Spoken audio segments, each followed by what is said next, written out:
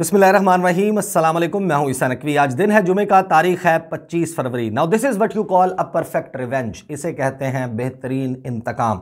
इस वीडियो में बात करेंगे वज़ीर आज़म इमरान खान के दौरे मॉस्को की। 2 रोज़ा दौरा मुकम्मल करके वज़ीर आज़म इमरान खान पाकिस्तान वापस पहुंच चुके हैं, लेकिन अब इस दौरे की बाज़गश्त पूरी दुनिया में सुनाई दे रही है। बहुत इंपॉर्टेंस दी जा रही है, बहुत माइक्रोस्कोपिक अंदाज में वज़ीर आज़म इमरान खान के दौरे रूस को देखा जा रहा है। और मेरा ख्याल है कि कभी कभी आपको अपने किसी ऐसे दोस्त से जिसने आपको दोस्ती के नाम पर हमेशा धोखा दिया हो, आपके साथ दुश्मनी रखी हो, आपका नुकसान किया हो, ज़रूरी नहीं होता कि आप उससे बदला लेने के लिए उतना ही नुकसान उसका करें।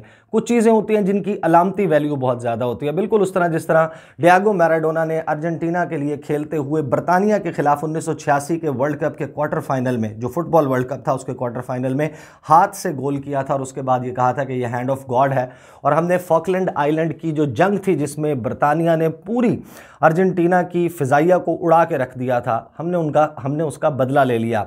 एक परफेक्ट रिवेंज है। मेरा ख्याल है कि ऐसे वक्त में जब अमेरिका और उसके तमाम इत्तेहादी ममालिक रूस के खिलाफ सफ आरा हो रहे थे यूक्रेन के मामले पर, पाकिस्तान के वज़ीर आज़म ने टूम ऑफ द अननोन सोल्जर और अनमार्क्ड सोल्जर वहाँ पर खड़े होकर फूलों की चादर बिछाई। उसके बाद क्रेमलिन में खड़े होकर पाकिस्तान के वज़ीर आज़म इमरान खान ने हाथ मिलाया रूस के सदर व्लादिमीर पुतिन से। इसकी हवाले से ज़ाहिर है कि कुछ चीज़ें हैं जिनका फ़ैसला हम लोग नहीं करते, तारीख़ करती है। पाकिस्तान की सफ़ारती तारीख़ में एक नया बाब रकम हुआ है। बहुत सारे लोग जो हैं वो इसके कारपेट के साइज़, कारपेट के रंग, जूते कैसे पहने थे, कपड़े कैसे पहने थे, इसके ऊपर बात कर रहे हैं। कॉस्मेटिक्स भी मैटर करती हैं डिप्लोमेसी में, लेकिन सब्सटेंस के ऊपर बात करूंगा मैं इस वीडियो में। एक सफ़ारती कार्ड जो पाकिस्तान की तरफ से खेला गया है, मॉस्को में खड़े होकर अमेरिका को क्या पैगाम दिया गया है, और एक इंतहाई अहम पहलू है जिसके ऊपर कोई भी बात नहीं कर रहा। और मेरा ख्याल है कि हमारे मेन स्ट्रीम मीडिया और इवन सोशल मीडिया पे काम करने वाले लोग, उनको ये फोकस करने की बहुत ज़्यादा ज़रूरत है। और इंडियन मीडिया कर रहा है कि इसकी स्ट्रेटेजिक इंपॉर्टेंस क्या है वज़ीर आज़म इमरान खान के दौरे मॉस्को की। They are not talking about, उनमें से किसी को मैंने नहीं सुना कि वो गार्ड ऑफ ऑनर के ऊपर और मेज़ होने ना होने के ऊपर बहस कर रहे हों। वो कह रहे हैं कि एक सिग्निफिकेंट शिफ्ट आया है, दुनिया तब्दील हो रही है और पाकिस्तान और रूस की कुर्बत खटक रही है इंडिया को। क्या चीज़ें की वज़ीर आज़म इमरान खान ने, उससे पहले एक थोड़ा सा मैं आपको याद दिला दूं कि अमेरिका के हवाले से बहुत सारे लोग आपको पाकिस्तान में लॉबी करते हुए नज़र आ रहे होंगे कि ये पाकिस्तान ने बड़ा डिज़ास्टर कर दिया, वज़ीर आज़म इमरान खान को वापस आ जाना चाहिए था मॉस्को में जब यूक्रेन वाला मामला हुआ। यानी कि पाकिस्तान के वज़ीर आज़म वापस आ जाते और फिर रियासत पाकिस्तान में, पर कोई दुनिया का मुल्क कभी एतबार न करता कि ये वो मुल्क है जो ऐन वक्त पर भाग जाता है। एक बायलैटरल दौरे के लिए गए थे, उसका यूक्रेन की कॉन्फ्लिक्ट से कोई ताल्लुक नहीं था, पहले से तयशुदा दौरा था, उसको छोड़कर आना किसी सूरत नहीं बनता था। इसी तरीके से ट्रस्ट और एतमाद का रिश्ता स्टेट्स के दरमियान कायम होता है। तो ये कॉल्स देना कि वज़ीर आज़म इमरान खान वापस आ जाएं एक भगोड़े मुल्क की निशानी होती। पाकिस्तान के वज़ीर आज़म ने यह दौरा मुकम्मल किया, ये पाकिस्तान के हक में गया है और कोर्स करेक्शन की गई है। जो गलत रास्ते का इंतखाब पाकिस्तान ने 74 साल में रखा और पै दर पै एक के बाद एक हुक्मरान पाकिस्तान में अमेरिका की जी हजूरी करता रहा, उसके कहने पर पूरी दुनिया के साथ ताल्लुकात रखता रहा, उस वतीरे को बदला गया है। और ये कोर्स करेक्शन कितना चुभी होगी अमेरिका के सदर जो बाइडन को, जिसने कुर्सी सदारत संभालने के बाद पाकिस्तान के वज़ीर आज़म से एक मरतबा भी टेलीफोन पर गुफ्तगू नहीं की। पाकिस्तान को अफ़गानिस्तान में हुए भी जो बदतरीन शिकस्त है उसका मुकम्मल मलबा पाकिस्तान पर डालने की कोशिश की गई। पाकिस्तान को आलमी फोरम्स पर कितना टफ टाइम दिया अमेरिका, उसने पाकिस्तान को ज़रूर एड दी, इमदाद दी, पाकिस्तान के हवाले से कुछ अच्छे इकदाम भी किए, पाकिस्तान के साथ कोऑपरेशन भी है। लेकिन जब आप एक वाइट पेपर के ऊपर जमा तफरीक करते हैं तो आपको पता चलता है कि कितनी इंसानी जानें ज़ाया हुई। पाकिस्तान अमेरिका की जंग में फोर रनर था, सबसे आगे दौड़ने वाला मुल्क था, और उस दहशतगर्दी की जंग में कितने अरब डॉलर्स का पाकिस्तान को नुकसान हुआ, कितने हज़ार लोग पाकिस्तान के मासूम जानें मारी गई। यहाँ पर वो स्पाई नेटवर्क्स चलाते रहे, यहाँ पर CIA ऑपरेशंस करती रही, ड्रोन अटैक्स होते रहे पाकिस्तान में। और ये मेरा ख्याल है कि पाकिस्तान का फ़ैसला कि अब बैलेंस किया जाए, पूरी दुनिया के साथ ताल्लुकात पाकिस्तान के मफाद में रखे जाएं, लोग जो मर्जी बहस करें। और ये बात मैंने पहले कह दी थी कि अब आपको पाकिस्तान में मुख्तलिफ नुक एंड कॉर्नर से वो लोग जिनकी ज़ाहिर है कि, और इसमें कोई आर भी नहीं, इसमें कोई बहुत ज़्यादा गलत बात भी नहीं, कुछ लोग ऐसे हो सकते हैं जो अमेरिका के बारे में अच्छा मौक़िफ़ रखते हो, लेकिन फिर उनको ये चुभना कि पाकिस्तान किसी और मुल्क के साथ ताल्लुकात ना रखे, ये इस बात का जो है वो आप समझ, यानी कि मैं ये समझता हूँ कि इस बात की गमाजी है कि आप जो है वो एक ख़ास रियासत का एजेंडा टो कर रहे हैं। आ जाते हैं उस सब्सटेंस की तरफ जो अचीव किया गया है, जिस पर बहुत ज़्यादा बात नहीं हो रही। वज़ीर-ए-आज़म इमरान खान की मुलाकात जो सदर व्लादिमीर पुतिन के साथ हुई, उसमें क्या गुफ्तगू हुई वो आपकी नज़र से गुजर गई होगी। उनके जो डिप्टी प्राइम मिनिस्टर हैं उनके साथ जो मुलाकात हुई वो भी आपके सामने होगी। चीदा चीदा नुकात, लेकिन बहुत अहम गुफ्तगू।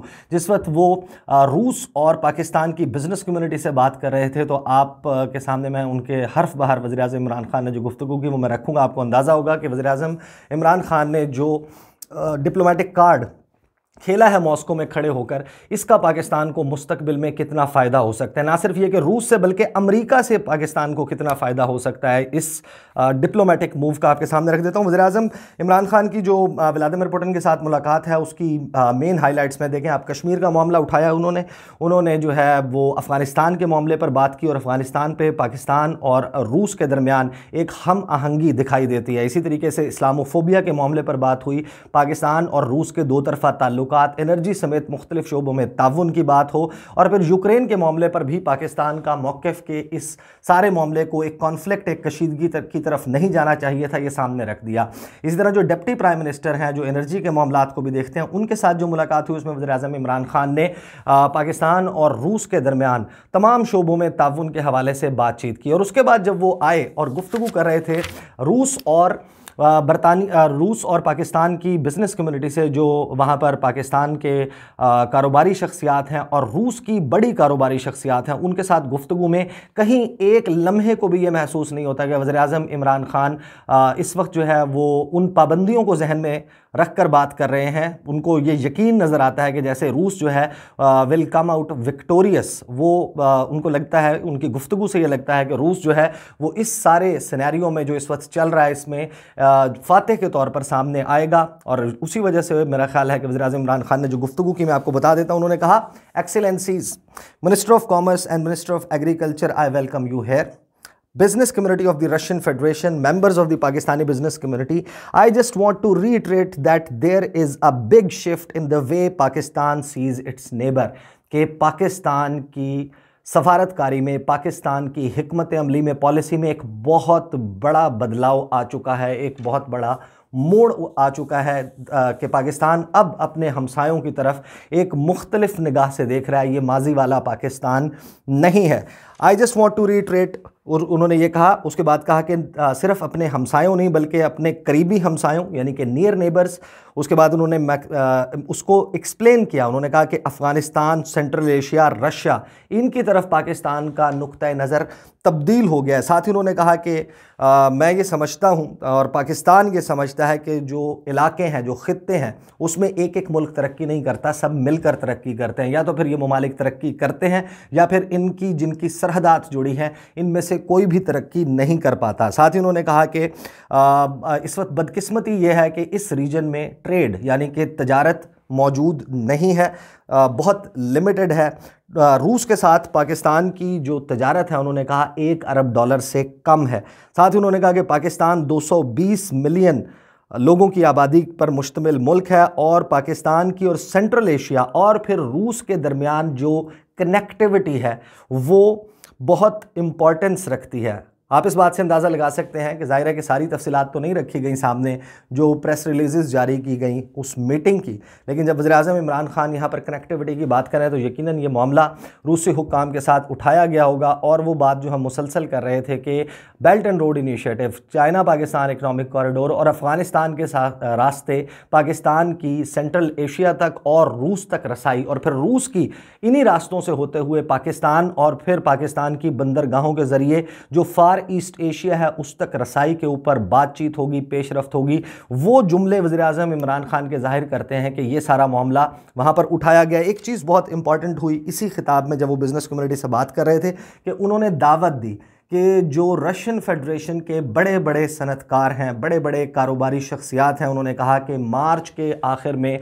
पाकिस्तान में एक सरमायाकारी कॉन्फ्रेंस का इनकाद होने जा रहा है। उन्होंने दावत दी, उन्होंने कहा कि तमाम के तमाम को मैं आप दावत देता हूं, oil and gas, agriculture, railways, energy and power, pharma, cyber and IT, textiles, military technology, steel और ऑटोमोबाइल इंडस्ट्री से ताल्लुक़ रखने वाले बिजनेसमैन वो पाकिस्तान आएँ और आकर देखें कि पाकिस्तान तब्दील हो चुका है, उसकी पॉलिसी में एक शिफ्ट है, जियो पॉलिटिक्स से जियो इकनॉमिक्स की तरफ पाकिस्तान बेहतर इक़्तिसादी ताल्लुकात चाहता है रूस के साथ, रूस के बड़े बड़े जो बिजनेसेस हैं उनके साथ शराकत दारी करना चाहता है, और साथ ही उन्होंने जो पोटेंशियल ऑफ इन्वेस्टमेंट है पाकिस्तान में, जो सरमायाकारी के मौके हैं, उनको बयान किया।